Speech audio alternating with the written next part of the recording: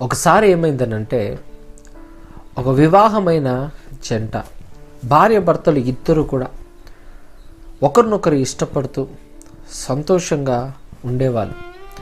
భర్త ఏమో ఎక్కువగా వ్యాపార పనులలో ఉంటూ బిజీగా ఉండేటోడు. ఆయన ఎక్కువ ఫోన్ కాల్స్ వచ్చేది బిజినెస్ పని మీద. అలా చాలా కాల్స్ ఆయన మాట్లాడుతూ ఉండేవాడు. భార్య ఏమో ఇంట్లో ఉండేది. సో ఎక్కడికి వెళ్ళకుండా ఇంటి పనులు చూసుకుంటూ ఆ భార్య మరి తన జీవనాన్ని కొనసాగిస్తూ ఉంది. సో అలాంటి టైంలో ఒకరోజు ఏం జరిగిందనంటే, భార్య కూరగాయలు కొందామని మార్కెట్కి వెళ్ళినప్పుడు అనుకోకుండా తన భర్తను చూసింది. ఆ భర్త బైక్ మీద వెళ్తూ మరి వెనకాల వేరే స్త్రీని కూర్చోబెట్టుకొని వెళ్తున్నాడు. ఆ దృశ్యాన్ని చూసిన భార్యకు మనసులో ఒకలాంటి అలజడి ప్రారంభమైంది. ఎవరై ఉండొచ్చు, ఎవరామా అనే ఆలోచనలు ఈమెకు వచ్చేసాయి. ఈ ఆలోచనలు రావడంతో ఈమెకేం అర్థం కాలేదు. ఇంటికి వెళ్ళింది, ఫోన్ తీసుకునింది, భర్తకు ఫోన్ చేసింది. ఎక్కడున్నారండి అని అంటే భర్త ఏమన్నాడంటే, నేను డ్యూటీలో ఉన్నాను అని అన్నాడు భర్త. ఆ మాట వినింది, కట్ చేసేసింది. సరే అని తర్వాత ఇంటికి భర్త వచ్చాడు. భార్య అస్సలు భర్తతో మాట్లాడాల, సీరియస్గా ఉండిపోయింది. భర్తకేం అర్థం కాల, ఎందుకు ఈ విధంగా ప్రవర్తిస్తుంది, ఈరోజు ఎందుకు తన ప్రవర్తనలో ఏదో కొంచెం తేడాగా కనపడుతుంది ఏంటి అని అనుకున్నాడు భర్త. సరే మరుసటి రోజు మళ్ళీ భర్త డ్యూటీకి వెళ్ళిపోయాడు. ఈలోగా భార్యకి ఏం చేయాలో అర్థం కాలేదు. తన ఫ్రెండ్కి ఫోన్ చేసి విషయం చెప్పుకునింది. ఇదిగో నా భర్త వేరే అమ్మాయితో వెళ్ళడం నేను చూశాను అని అనగానే ఆ ఫ్రెండ్ ఏం చెప్పిందనంటే, బహుశా మీ భర్తకు వేరే అఫేర్ ఉందేమో, నువ్వంటే ఇష్టం లేదేమో మీ భర్తకు, అందుకే నీ దగ్గరికి రావట్లేదేమో అని ఒక అనుమానము ఆమె మైండ్లో వదిలేసింది. ఎప్పుడైతే తన స్నేహితురాలు ఆ అనుమానం వదిలిందో అప్పటి నుంచి మనసులో నా భర్తకు వేరే ఏమైనా లైంగిక సంబంధం ఉందా అనే ఆలోచనలు భార్యలో మొదలైపోయింది. మీరు ఒకసారి ఆలోచించండి, స్త్రీలకు అనుమానం వస్తే వాళ్ళ పరిస్థితి ఎలా ఉంటుందో, వాళ్ళు ఎంతగా తలకలాడిపోతారు. సో ఆ భార్య కూడా అంతగా ఇబ్బంది పడుతుంది. భర్త భోజనాని కోసమని ఇంటికి వచ్చాడు. ఇంటికి వస్తే భార్య ఏమో వడ్డించి పెడుతుంది. భర్తకు మెసేజ్ల మీద మెసేజెస్ వస్తుంది. మెసేజ్ వస్తుంటే ఒక నంబర్ నుంచి మెసేజ్ వచ్చింది, అది అమ్మాయి నంబర్. ఆ నంబర్ చూసిందంటే చూసి ఖచ్చితంగా మా భర్తకు ఆమె ఎవరైతే బండి మీద వెళ్ళిందో ఆమె మెసేజ్ చేసినట్టుంది అని. ఆయన తింటున్నప్పుడు ఆ మెసేజ్ చూశాడు. చూసి ఇంకా వెంటనే అక్కడి నుంచి వెళ్ళిపోయాడు. పనికి వెళ్ళాలి, అర్జెంటు వెళ్ళాలి అని. భార్యకి ఇంకా అనుమానం ఎక్కువైపోయింది. మరలా ఫోన్ చేసింది తన స్నేహితురాలికి. ఆ భార్య ఏమనుకునిందంటే, నా బాధ ఎవరితో చెప్పుకోవాలో తెలియట్లేదు కాబట్టి నాకు నా స్నేహితురాలు ఉంది కాబట్టి తనను సలహా అడుగుదామని ఆ స్నేహితురాలకి ఫోన్ చేసి అడుగుతుంది. ఇదిగో నా భర్త ఇలా బయటికి వెళ్ళిపోయాడు, సడన్గా ఒక మెసేజ్ వచ్చింది, ఆ మెసేజ్ ఒక అమ్మాయి పెట్టింది, నేను చూశానది, ఆ మెసేజ్ చదివాడు, తింటున్నప్పుడే ఆయన గబగబా తినేసి నేను అర్జెంటుగా వెళ్ళాలని వెళ్ళిపోయాడు, ఏమై ఉంటుంది అనే డిస్కషన్ తన ఫ్రెండ్తో పెట్టుకునేది. ఆ స్నేహితురాలు ఏం చెప్పిందంటే, బహుశా వీళ్ళు ఎక్కడైనా బయట కలుస్తున్నారేమో, ఇంకేదైనా వీళ్ళు ఏమైనా చేస్తున్నారేమో, నాకు తెలిసి ఖచ్చితంగా అఫేర్ అయితే ఉంటుంది, అందుకే మీ భర్త ఇలా ప్రవర్తిస్తున్నాడు, నీ భర్తను గుడ్డిగా నమ్మద్దు, అందరూ మంచి వాళ్ళు కాదు, అబ్బాయిలందరూ మంచోళ్ళు కాదు అనే ఆలోచనలు వదిలేసింది. ఎప్పుడైతే ఈ ఆలోచనలన్నీ వదిలేసరికి ఈమెకు బాధ ఎక్కువైపోయింది.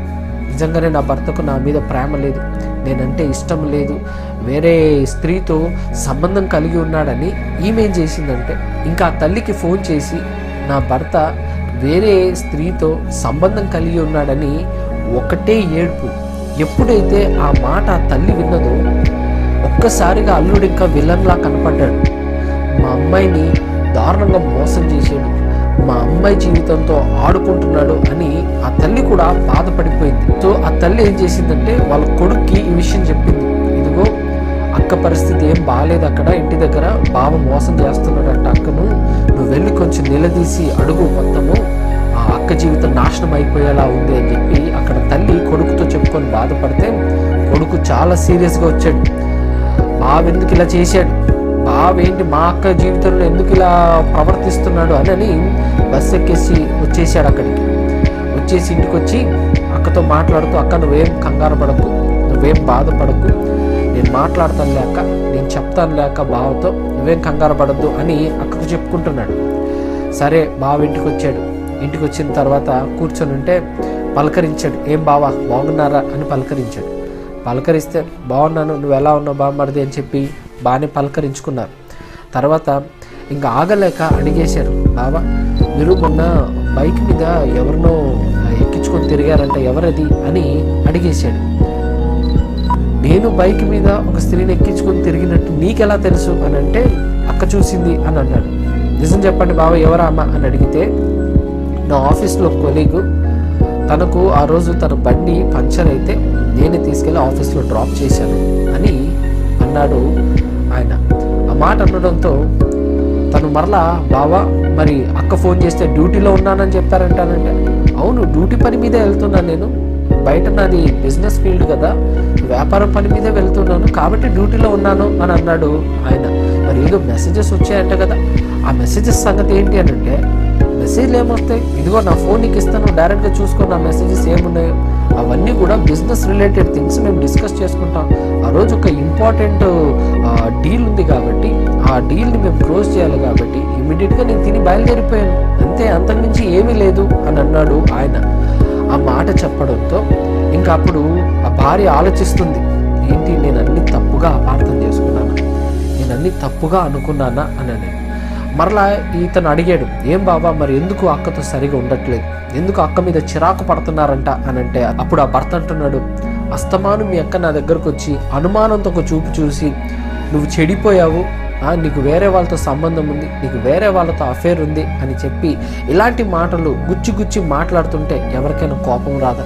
వాస్తవానికి నాకు ఎవరి దగ్గర అఫేర్ లేదు, ఎవరిని నేను ఆ కోణంలో నేను చూడలేదు, నాకు మీ అక్క అంటేనే నాకు చాలా ప్రాణం, నాకు మీ అక్కతోనే నా జీవితం అంతా కూడా. కానీ మీ అక్కే నన్ను అర్థం చేసుకోకుండా అనుమానాలు నా మీద పెంచుకొని నాకు వేరే వాళ్ళతో సంబంధం ఉంది అని మీ అక్క భావిస్తుంది అనే విషయాన్ని అతనికి చెప్పాడనమాట.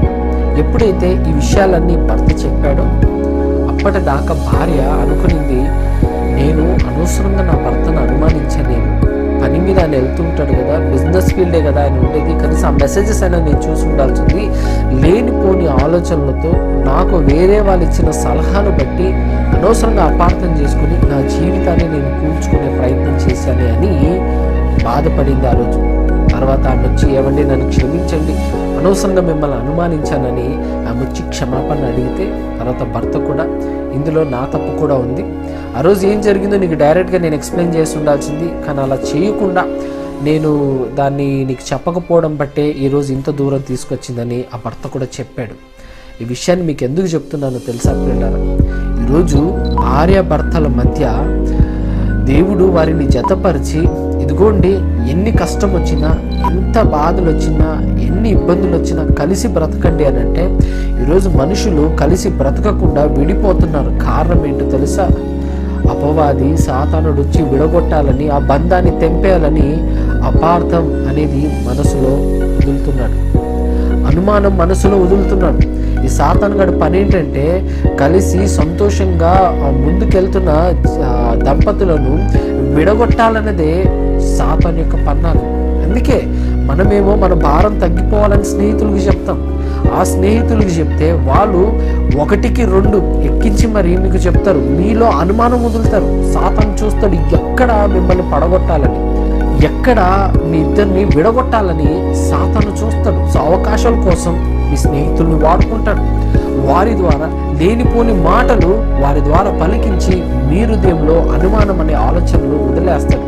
అనుమానం వచ్చిన చోట ఏం జరుగుతుందో తెలుసా? బంధాలు విడిపోతాయి, ఏ కాపురము నిలబడదు, వాడికి బాగా తెలుసు. అందుకే అనుమానం అనే ఆయుధంతోనే ప్రతి కుటుంబంలో చొరబడతాడు సాతానుడు. బైబిల్లో ఒక మాట రాయబడింది, అదేంటో తెలుసా? సామెతల గ్రంథం 26వ అధ్యాయం 20వ వచనం, కొండేగాడు లేని ఎడల జగడము చల్లారును. చూడండి, కొండేగాడు లేకపోతే జగడం ఉండదంట. ఒకసారి గుర్తుపెట్టుకోండి, మీ సీక్రెట్స్ని ఎవరితో మీరు షేర్ చేస్తున్నారు? ఎందుకంటే ఒక మూడో వ్యక్తికి మీ వైవాహిక జీవితం గురించి, భర్త భార్య గురించి కానివ్వండి, భార్య భర్త గురించి కానీ, మీ స్నేహితులతో, మీ ఫ్రెండ్స్తో, మీ సిబ్లింగ్స్తో మీరు షేర్ చేసుకున్నప్పుడు ఏమవుతుందో తెలుసా? లేనిపోని ఆలోచనలు, అసలు మీ మైండ్లో లేని వాటిని కూడా వాళ్ళు నింపేస్తారు. అలా నింపేస్తే అనుమానంతో మీరు ఉన్నప్పుడు మీ యొక్క కాపురము మంచిగా ఉండదు. ఖచ్చితంగా సాతాను విడగొట్టడానికి చేసే ప్రయత్నం అది. అందుకే కొండెగాడు లేకపోతే, ఆ మూడో వ్యక్తి కనుక లేకపోతే ఏం జరుగుతుందంటే తెలుసా? జగడమే ఉండదంట. కొండెగాడు ఉంటే ఏం చేస్తాడు? జగడం పుట్టిస్తాడు, జగడమే జరగడానికి ప్రయత్నిస్తాడు కొండెగాడు. అంటే ఇక్కడివి లేనిపోనివి చెప్పి, వారి మధ్య లేనిపోని ఆలోచనలు వారి మనసులోకి నింపి దానిని వివాదంగా మారుస్తాడు కొండెగాడు. కాబట్టి ఎప్పుడు గుర్తుపెట్టుకోండి, ఆ థర్డ్ పర్సన్ని రానివ్వకండి.